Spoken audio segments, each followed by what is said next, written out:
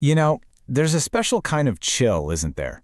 It's not the kind you get from a movie monster or some ghost story. Nope. It's the one you get when someone leans in and says, "This really happened." These true stories, they have a way of getting past all our defenses and they tap right into our deepest fears. So let's get into it and figure out exactly how they pull that off. So what's the secret ingredient? Is it the jump scare, the gore, the creature, or is it something a little more subtle, something more psychological? That's what we're going to do right here. We're going to deconstruct the very architecture of fear. We'll use these supposedly real stories to get a look at the mechanics that make our blood run cold. And just to get us in the right headspace, think about this line from one of the stories we're going to look at. There's no monster, no ghost. Just a simple, horrifying observation. The man who was walking away is now running towards you.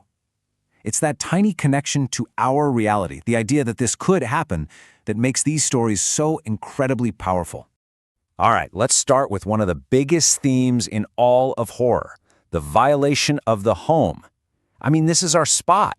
It's supposed to be untouchable, our modern-day castle, right? But these stories, they just tear down that wall brick by painful brick.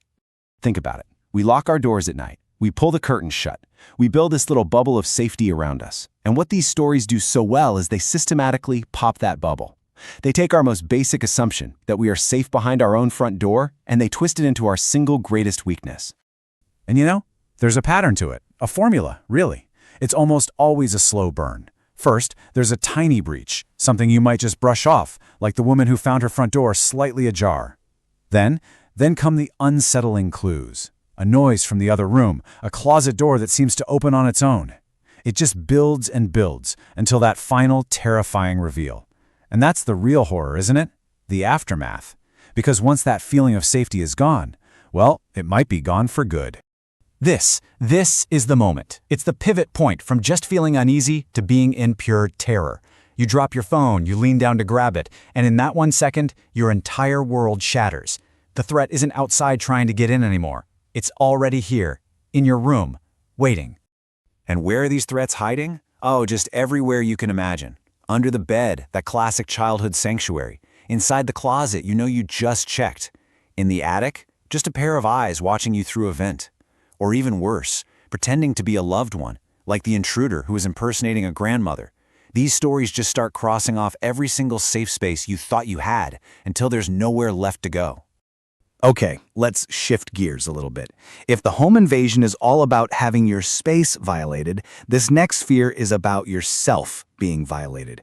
It's that primal animal terror of being stalked, of knowing that you are being hunted. And in these stories, you kind of see two main flavors of this hunter. On one side, you've got the predator the obsessive acquaintance, like in the story of Ayano.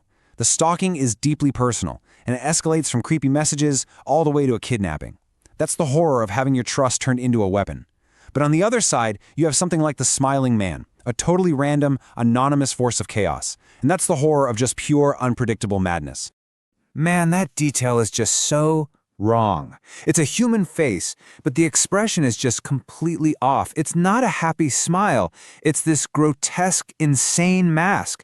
The narrator says he didn't look drunk or high. He looked completely and utterly insane. It's that uncanny valley of human behavior, and it just gets right under your skin. And here's the other side of that coin, the horror of the predator who knows you. This isn't random at all. It's targeted. They're not just watching you, they're listening to you. They are proving in the most chilling way possible that they can get inside your life at any moment, turning your own home into a fishbowl that they're just watching from the outside. Okay, so we've covered threats that are terrifyingly human. But what about when the threat isn't human at all? What happens when the actual rules of reality just seem to break down? That brings us to our third and maybe creepiest type of fear, the horror of the inexplicable. This is where these stories take their most unsettling turn. 'Cause now there's no intruder to catch, there's no stalker to identify. There is just an event that makes no sense, leaving the victim and us with this deep feeling of cosmic dread. The fear here isn't of a person, it's a fear that reality itself is broken. The key point here is the flat-out contradiction. The evidence is right there in the photo. You can see a woman in the window.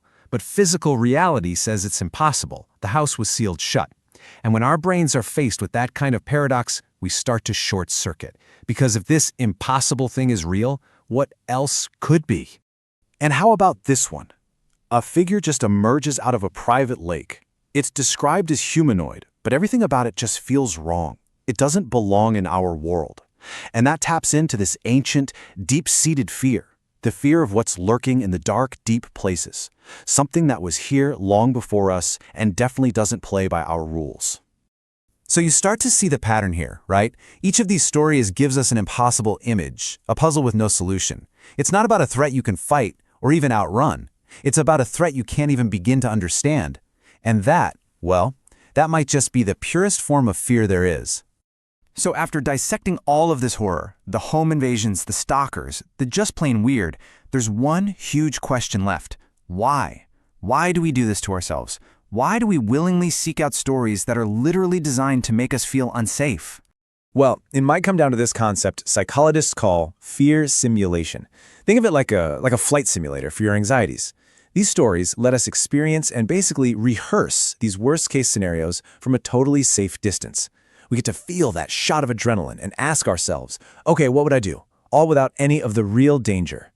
And that's the strange gift these terrifying stories give us. They're like a controlled burn. For just a few minutes, we get to experience a primal life-or-death situation, feel the adrenaline rush, and practice our escape plan. But the most important part? We are in control. We can just turn it off. It's a way of facing the monster in the closet while knowing we're the ones holding the key to the door. And that brings us to the final thought. That feeling these stories leave behind, it kind of lingers, doesn't it?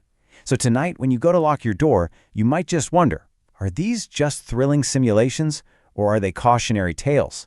Maybe little reminders of just how thin the wall is between our safe little worlds and the terrifying unknown that's waiting right outside. That's something to think about.